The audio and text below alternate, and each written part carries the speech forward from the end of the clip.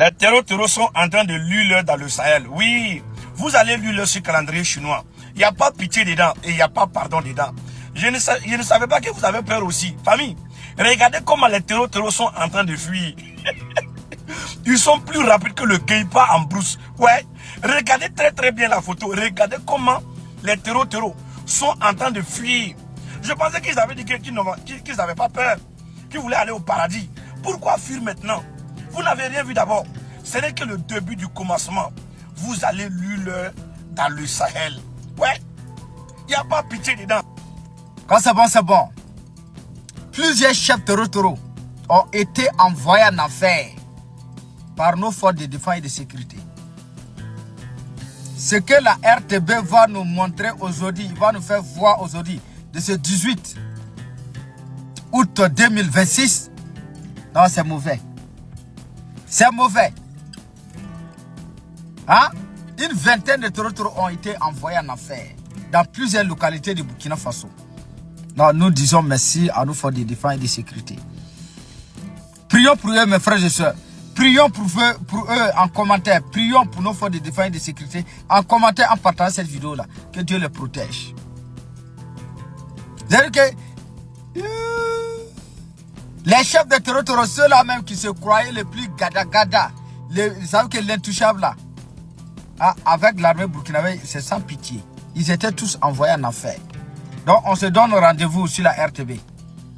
Je ne sais pas, à partir de 13 h, la RTB va faire la diffusion ou bien voilà, journal de 20 h. Mais en tout cas, ce que la RTB va nous faire voir aujourd'hui là, ce sera mauvais. Très mauvais. Des chefs de terreaux qui croyaient les plus dangereux de la sous-région, ils étaient fagas. C'est une nouvelle démonstration de détermination que les soutiens du Burkina Faso mettent aujourd'hui en avant dans la lutte contre les groupes armés.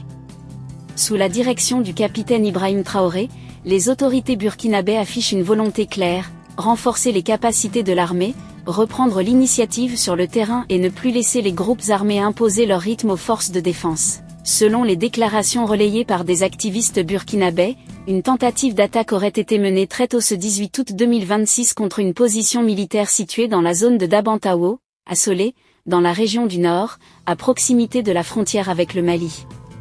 D'après ces témoignages, les forces burkinabées auraient rapidement riposté, neutralisant plusieurs assaillants tandis que d'autres auraient été capturés. Ces informations sont présentées par les soutiens du pouvoir comme un nouveau revers pour les groupes armés opérant contre le Burkina Faso. Sur le terrain, le message défendu par les autorités et leurs partisans est particulièrement clair. L'armée burkinabé ne veut plus seulement subir les attaques. Elle entend désormais anticiper les menaces, renforcer la surveillance, améliorer la coordination de ses unités et multiplier les opérations destinées à reprendre progressivement l'initiative. Cette évolution est présentée comme l'un des résultats des nouvelles orientations stratégiques mises en œuvre sous Ibrahim Traoré. L'objectif affiché est de transformer progressivement les forces de défense en une armée davantage capable de répondre rapidement aux attaques et de maintenir une pression constante sur les groupes armés.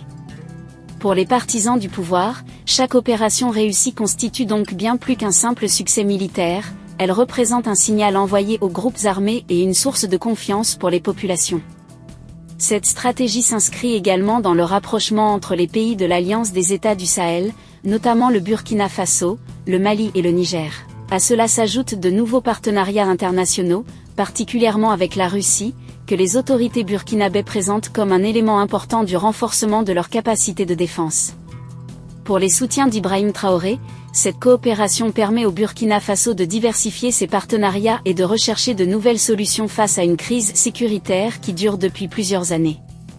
Au-delà des affrontements militaires, la bataille se joue également sur le terrain psychologique. Les activistes qui soutiennent les autorités insistent sur le courage et le professionnalisme des soldats burkinabés. Leur objectif est de montrer une armée qui monte progressivement en puissance, qui résiste davantage aux attaques et qui cherche désormais à reprendre le contrôle des zones menacées.